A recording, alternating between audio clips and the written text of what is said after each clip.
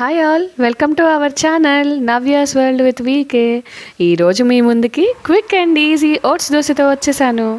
మనకున్న బిజీ లైఫ్లో మనం ఏ రోజైనా పప్పు పోయడం మర్చిపోయామంటే దోశకి, ఆ రోజు టిఫిన్ మనకి లేట్ అయిపోతుంది. అలాంటి టైంలో మనకి ఇది చాలా హెల్ప్ చేస్తుందండి. ఓట్స్ దోశ త్వరగా అయిపోతుంది, ఈజీగా అయిపోతుంది. అలాగే ఏంటంటే ఈరోజు మీ ముందుకి easy oats dosa and easy coconut చట్నీతో వచ్చేసాను. చట్నీ కూడా చాలా ఈజీ అండి. మనకి లేట్ అయిపోయింది అనుకున్న టైంలో ఇది సింపుల్ రెసిపీ అన్నమాట.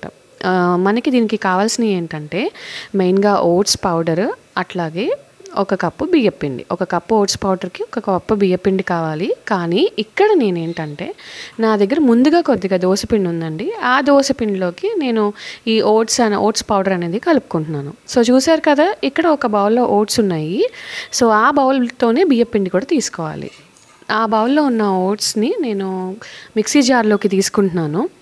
సో గ్రైండ్ చేసుకోవడానికి మిక్సీ జార్లోకి తీసుకుంటున్నానండి. మంచిగా మెత్తగా అయిపోవాలి ఓట్స్ అనేవి. సో ఇదిగోండి, ఇక్కడ మెత్తగా అయిపోయింది ఓట్స్ పౌడర్ అనేది. దాన్ని నా దగ్గర ముందుగా ఉన్న దోశ బ్యాటర్లోకి మిక్స్ చేసుకుంటున్నాను. అలాగే ఏంటంటే మనం కొద్దిగా సాల్ట్ కూడా వేయాలి. సాల్ట్ వేసి ఎక్కడా ఉండలు రాకుండా దోశ బ్యాటర్ తయారైపోవాలండి.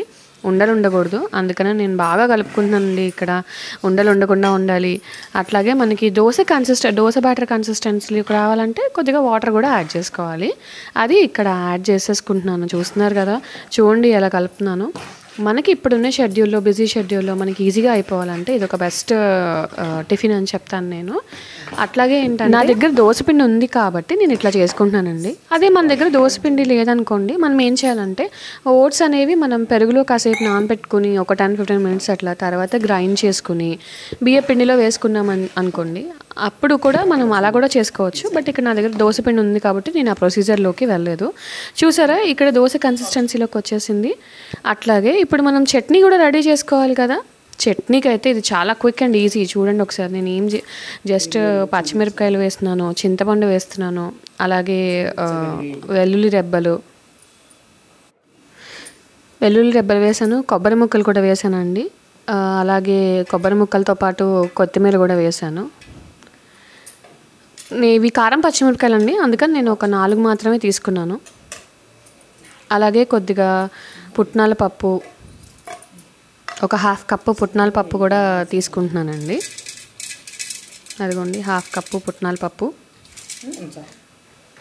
మొత్తం కలిపి మనం మిక్సీ పట్టుకుంటే, కొద్దిగా సాల్ట్ వేసి మనం మొత్తం కలిపి మిక్సీ పట్టుకుంటే మన కోకోనట్ చట్నీ రెడీ అయిపోతుంది. ఈజీ. మన చట్నీ మిక్స్ చేసేసుకున్నాం కదండి మిక్సర్లో వేసి. ఇప్పుడు ఏంటంటే తాలింపు పెట్టుకోవడానికి స్టవ్ వెలిగించుకుని బాండి పెట్టుకుని దానిలో ఒక టేబుల్ స్పూన్ నూనె వేసుకున్నానండి. అది కాగాక ఒక 3-4 వెల్లుల్లి రెబ్బలు వేసుకున్నాను. కొద్దిగా పచ్చిశనగపప్పు కూడా వేసుకున్నాను, ఒక 1/2 టేబుల్ స్పూన్. ఇవన్నీ ఏగిన తర్వాత మినపగుళ్ళు కూడా వేసుకున్నాను. మినపగుళ్ళు కూడా వేసి వేగిన తర్వాత ఇక్కడ మనకి కొద్దిగా ఎండుమిరపకాయలు వేసుకున్నానండి.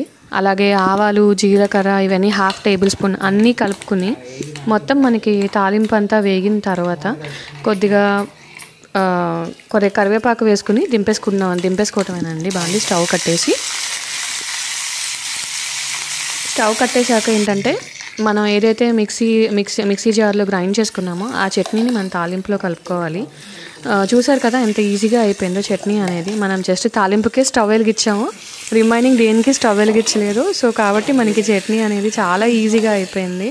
ఇంత బిజీ లైఫ్లో ఇది చాలా మంచి చట్నీ అని, ఈజీగా చేసుకునే చట్నీ అని చెప్పొచ్చు. ఇదిగోండి, మన దోశ బ్యాటర్ రెడీ అయిపోయింది కదా. ఇప్పుడు దోశ వేసుకోవాలి కదా. దోశ పానం కూడా స్టవ్ మీద రెడీగా ఉంది. చూడండి, కాగిపోయి. ఇదిగోండి, దోశ వేసుకుంటున్నాను. ఓట్స్ దోశలో ఉన్న ఒక మంచి ఇదేంటంటే మనకి దోశ ఎక్కడ విరగదండి. నార్మల్గా మనకి ఒక్కొక్కసారి ఎందుకు విరుగుతుందో మనకి తెలీదు, కానీ దోశ అనేది విరిగిపోతూ ఉంటుంది. ఇక్కడ ఆ ప్రాబ్లం ఉండదు. చూడండి ఎంత మంచిగా దోశ వేసుకున్నాక నేను ఒక 1/2 టేబుల్ స్పూన్ నూనె వేసుకున్నాను. ఎక్కడ మనకి తిప్పేటప్పుడు కానీ ఏం చేసేటప్పుడు కానీ విరగదు మన దోశ. సో దోశ అనేది మెత్తగా తినడానికి ఇష్టపడిన వాళ్ళకి మనం ఓట్స్ దోశతో మెత్తగా కూడా తినొచ్చు. వెంటనే తీసేస్తే కొద్దిగా సిమ్లో పెట్టి కనుక మనం ఫ్రై చేసుకుంటే దోశని అలాగే కరకరలాడేలా కూడా వస్తుంది. ఓట్స్ దోశతో 2 బెనిఫిట్స్ ఉన్నాయండి. ఎలా కావాలంటే అలా వేసుకోవచ్చు ఒకే బ్యాటర్తో. చూడండి ఇక్కడ ఏమీ విరగలేదు, మంచి కలర్లో మన దోశ అనేది కాలిపోయింది. సో ఇది చూస్తేనే తినేయాలనిపిస్తుంది కదా, మనం ఫాస్ట్గా తీసుకుని. అంత బాగుంది దోశ అనేది. సో ఇది ఒక ఈజీ అండ్ టేస్టీ రెసిపీ అండి. నేనైతే మాత్రం ఓట్స్ స్వీట్లా తినలేను, పాలల్లో కలుపుకుని అట్లా నేను తినలేనండి. నేనైతే ఇట్లా హెల్తీగా తినాలి అని అనుకున్నప్పుడు మాత్రం నేను ఇదే సొల్యూషన్కి వెళ్తాను. ఏదైనా మనం హెల్తీగా తినే ఫుడ్ ఓట్స్ని ఇట్లా టిఫిన్స్లో యూజ్ చేస్తాను. పాలల్లో లైక్ అట్లా స్వీట్లో మాత్రం వేరే అదర్ దానిలో నేను తినలేను, ఇలానే నేను తినగలుగుతాను. సో మా ఫ్యామిలీలో అందరం కూడా ఎప్పుడైనా హెల్తీగా తినాలి అనుకున్నప్పుడు నేను ఇలాగ ఓట్స్ దోశ అనే దానికి వెళ్తాను, ఎందుకంటే ఇది ఈజీ కూడా. చూడండి రెడీ అయిపోయింది మన దోశ విత్ కొబ్బరి చట్నీ. సో మనం quick and easy oats dosa అండి.